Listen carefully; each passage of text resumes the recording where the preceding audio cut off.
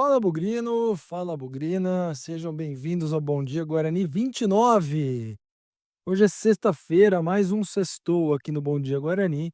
Eu sou o Lucas Pezão e antes de começar o Bom Dia Guarani de hoje, tivemos problemas técnicos no YouTube, hein? Então o Bom Dia Guarani de quarta e de quinta, ambos só foram ao ar na quinta noite. No Spotify, o de quarta esteve disponível, o de quinta com um pouco de atraso, mas esse aqui já vai ser o motivo de você acordar novamente ouvindo um conteúdinho sobre o Guarani Futebol Clube. Eu quero deixar um abraço muito grande ao meu amigo Júlio Aragão, que não conhecia o Bom Dia Guarani ainda, me mandou algumas mensagens muito feliz de conhecer aqui o trabalho.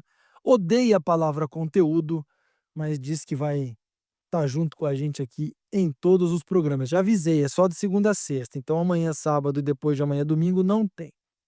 No Bom Dia Guarani de hoje, feitas todas essas aberturas e desculpas também, porque a gente teve um atrasinho aí, problema técnico, né, para conseguir postar os programas. Hoje nós vamos falar um pouco de uma entrevista. Nós não, né? Porque essa história de falar no plural quando é só um é muito complicada. Eu vou falar sobre a entrevista que o presidente Rômulo Amaro deu na Rádio Central no dia de ontem. Ele já tinha falado na Band no dia de anteontem, na quarta-feira. Eu comentei aqui no Bom Dia Guarani de quinta que foi uma entrevista bem mais ou menos, isso aí para ser bem otimista. Perdeu-se a chance de explorar uma série de temas, uma série de assuntos, coisa que a entrevista da Rádio Central já foi bem mais produtiva. Eu estou até preocupado se a gente não vai, a gente não, se eu não vou, exceder os nossos combinados de 10 minutos aqui, porque ele falou bastante e antes de entrar especificamente no que ele falou, eu fiquei com a sensação que o Rômulo, enquanto presidente do Guarani, eu acho que ele amadureceu pessoalmente. As primeiras entrevistas dele eram muito sucintas, elas eram quase monossilábicas e ontem ele elaborou mais suas respostas, falou com mais firmeza. Se vai dar certo ou errado, eu não sei, mas como presidente eu acho que ele avançou, pelo menos na comunicação. Foram 40 minutos de entrevista, alguma coisa perto disso. Ele foi perguntado sobre inúmeras vezes. Aliás, tentou-se fazer algumas suposições e ele rechaçou todas. Não teve problema nenhum em falar isso na verdade, isso não passou pela nossa diretoria.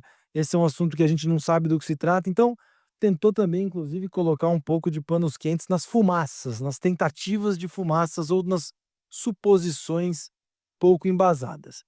Dentro dos temas que foram interessantes, disse que fez o que era possível pelo João Marcelo, mas sentiu a resistência do empresário e acabou vendendo, achou o valor bom e a negociação boa. Confirmou a manutenção de direitos para negociações futuras e também que tem aí um combinado de 3 jogadores do Atlético Mineiro estarem à disposição para quem sabe virem jogar a Série C pelo Guarani. Um talvez um pouco mais avançado, os outros 2 ainda não se sabe. Vamos ver se vai concretizar, porque também foi perguntado sobre o caso do Atlético Goianiense. O Caio Dantas foi para lá, supostamente o jogador viria para cá e até agora não veio, mas a porta também está aberta. O presidente falou sobre contratações, e aí eu acho que foi não vou dizer um deslize, mas a conta não fechou, porque ele falou que o Guarani está procurando de 4 a 5 jogadores, que 80% do elenco deve ser mantido, mas se tem 3 do Atlético possíveis, o time está procurando outros jogadores. Fiquei com a sensação que se tudo isso se concretizar, o Guarani pode ir além deste número de 4 ou 5 que ele comentou. Mas enfim, é detalhe, é coisa pequena, não tem nenhum nome, oficialmente apresentado, mas a gente sabe, né, que o Lucas Macedo está no bid. Ele confirmou que o japonês Ryuta Takahashi sim vai estar no Guarani, vai participar do elenco da Série C. E aí eu achei que foi um ponto, não vou dizer um ponto alto, mas um comentário estrategicamente inteligente na minha opinião. O presidente comentou que o Guarani está tentando desenvolver uma certa relação com clubes japoneses, né. E aí esses clubes japoneses cedendo jogadores ou abrindo as portas para futuras negociações. O Guarani vendeu 2 para o Japão no ano passado, vamos lembrar, o atacante João Vitor e o meia Matheus Bueno. Inclusive, o destino do Matheus Bueno foi o Gambosaka, que é o detentor dos direitos do Ryuta Takahashi. Não rasgou elogios ao jogador, mas mencionou que ele jogou na seleção de base do Japão, ainda tem 20 anos, mas me parece estrategicamente um movimento interessante, ou seja, abrir as portas para o mercado internacional. Isso pode render visibilidade para os jogadores atuais, pode, por que não trazer uma outra peça do Japão e no fim das contas estamos falando em dólar, né? Isso é uma moeda forte para o futuro do Guarani. Então achei que esse ponto foi bastante interessante no sentido de pensamento de longo prazo, digamos assim.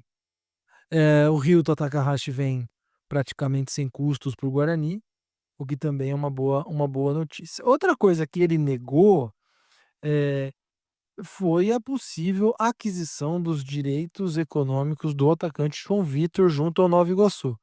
Segundo ele, o Guarani já notificou o clube que tem o interesse da compra, mas que ela ainda não foi efetivada.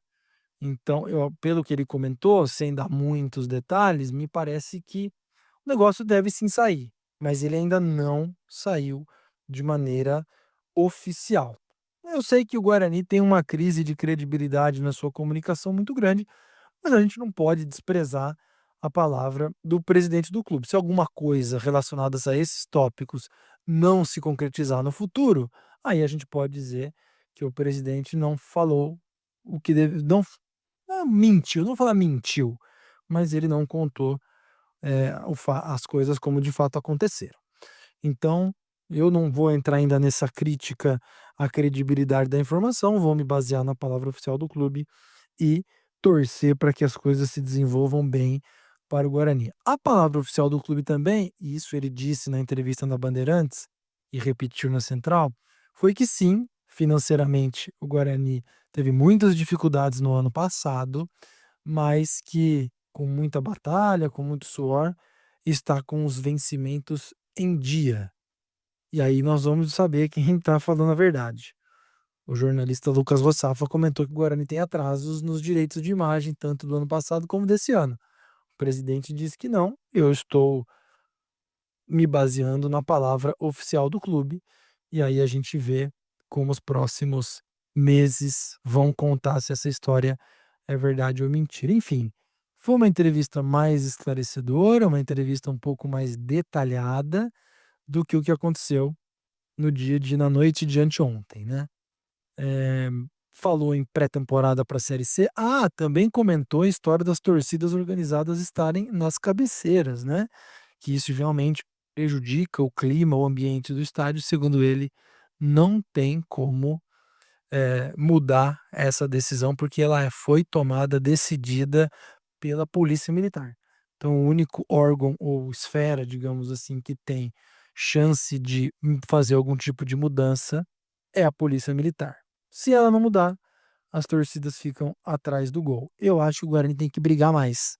Não pode se deixar por vencido, porque no final da entrevista ele pediu muito apoio da torcida, pediu eh, muita parceria nessa Série C, mas eu acho que tem que brigar um pouquinho mais para poder fazer essa troca, né? Eu brigo por você, você me apoia dentro de campo e a gente torce para o Guarani caminhar melhor. Enfim, é um ponto não resolvido ainda, aparentemente com mais chances de fracasso do que sucesso. Mas temos um mês pela frente aí.